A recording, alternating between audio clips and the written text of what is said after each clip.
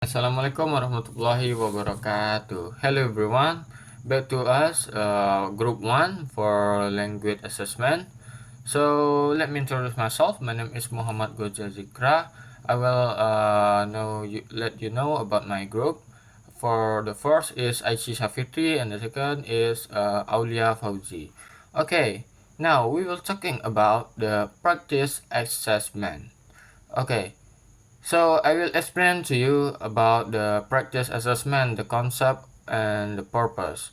So first is about the concept of practice assessment. Practice assessment is an evaluation method that measures students' ability to carry on real tests that reflect authentic language use. Unlike multiple choice or written tests, practice assessment focus on actual practice in using English and meaningful communication. Okay, that's all for me. For the second material will be explained by Aishi Shafitri.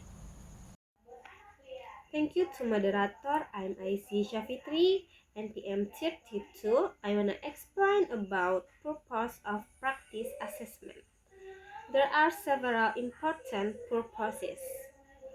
For the first one is to measure students' practical ability to use English in real situations. And the second one is to assess productive skills that cannot be measured through traditional tests. And the third is to identify students' strengths and weaknesses in language practice. And for the fourth is to provide formative feedback that support improvement. And the five is to promote higher order thinking skills or HOTS through authentic tasks. And the sixth is to support communicative and student-centered learning.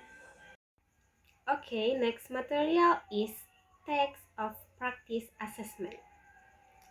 In practice assessment, there are 5 main steps. This step ensures that the assessment is valid, reliable, and fair. The first step is planning.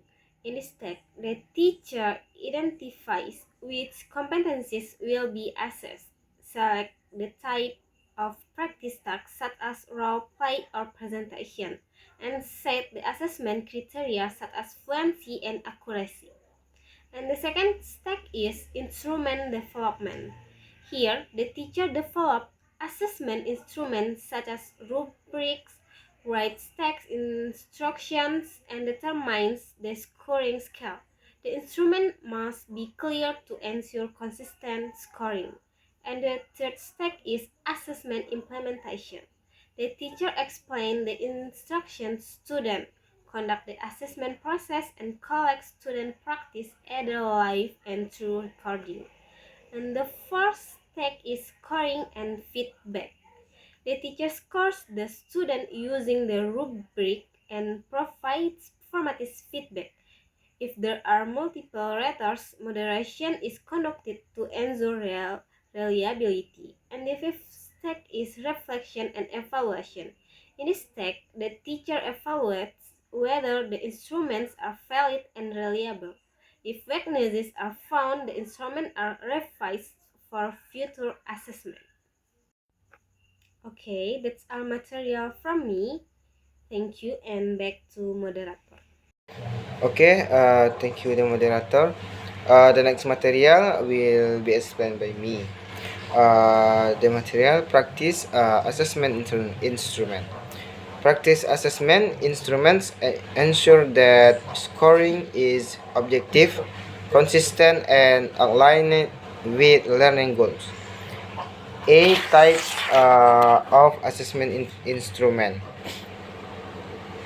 The first one, rubric, analytic, or holistic. Definition. Rubric provides clear criteria for evaluating student performance. Analytic rubric assessment multiple aspect spirally. Example, holistic rubric gives one overall score based on general performance. Example, speaking test rubric that retests pronunciation, grammar, vocabulary, and fluency individually. Number 2, rating scholars. Definition: rating scholars allow teacher to rate the level of student performance on a continuum, usually from low to high. For example, a scale from 1 to 5 to rate how well a student participates in class discussion. Number 3, checklist from. This is a checklist, specific items or behavior that must be present. Teachers simple checks yes, no, or don't, not done. For example, a writing checklist has a title, includes let's the paragraph, use correct pronunciation. The number 4, observation sheet. It is a tool for recording student behavior, skills, or performance while the teacher observes them in real time. For example, an observation sheet for group work that record teamwork, communication, and task completion. The last, text description or prompts. Text description or prompts explain what student must do in assessment activity. For example, write a narrative text about your most memorable holiday in work. The next slide, practice assessment instrument. Rubric. Holistic rubric. Holistic rubric is given one overall score for the student performance. It is fast and efficient, but is thus not so detailed stranger of weakness.